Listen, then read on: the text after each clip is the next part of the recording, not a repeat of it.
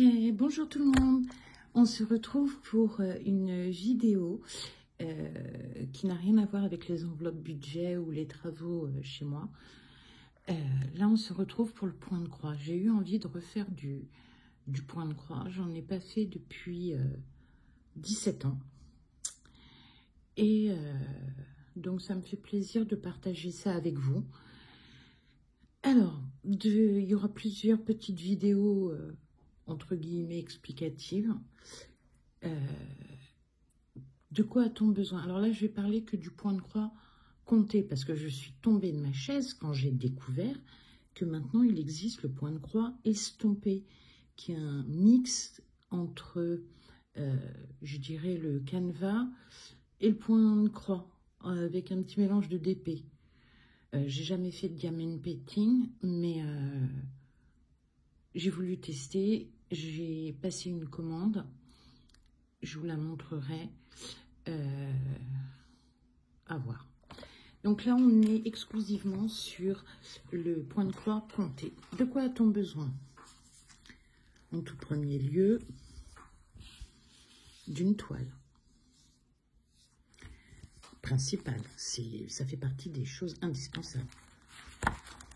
D'un patron, vous pouvez trouver dans des magazines ou dans des petits guides qui étaient édités par DMC. Je ne sais pas si ça existe encore. Ou, enfin voilà. Ou un kit. De quoi a-t-on besoin d'autre? Ben, fatalement, de fils. Alors, dans un kit, ils sont fournis. Quand vous créez vous-même vos points de croix, il faut les acheter. Ça, c'est un DMC. Vous avez donc comme sa référence couleur. Et il existait en short qui faisait également des fils. Et les deux étaient 100% coton grand teint.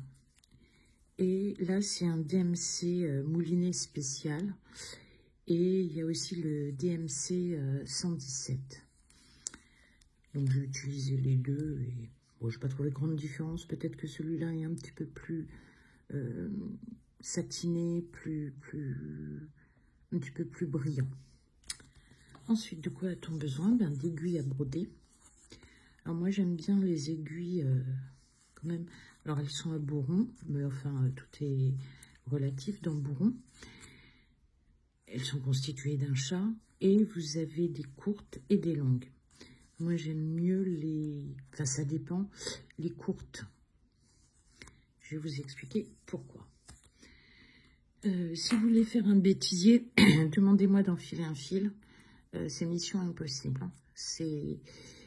Des fois, je vais passer 10 minutes à mettre un fil. Des fois, ça va rentrer tout seul. Des fois, j'ai la moitié du fil qui est rentré. Enfin, voilà.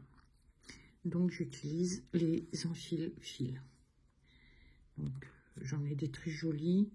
Mais ça, c'est pour c'est aussi léger. Hein, c'est très fragile. Hein. Ne pensez pas qu'un va vous faire 10 ans. C'est impossible. Celui-là, c'est plus pour faire joli dans ma boîte à broderie. Enfin, ma boîte en plastique. 2 ciseaux ou d'un coupe-fil. Alors, la lame ici et là, vous passez votre fil et schlaf. Et 2 ciseaux. Donc, ceux-là sont logotés. Alors, je ne sais pas si vous le verrez.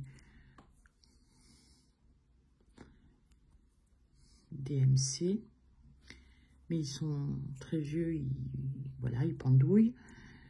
Ils coupent mal. Parce que je les ai pas mal utilisés. Et donc, ils sont plus vraiment alignés. Même si on les a resserrés un peu avec mon mari. Vous voyez la pointe, voilà. Pour revenir au fil, soit je le laisse comme ça. Enfin, je le laisse pas comme ça, justement. Donc, je le mets sur des petites cartonnettes. Sauf que je prépare, alors ça dépend de l'humeur, ça dépend des fois.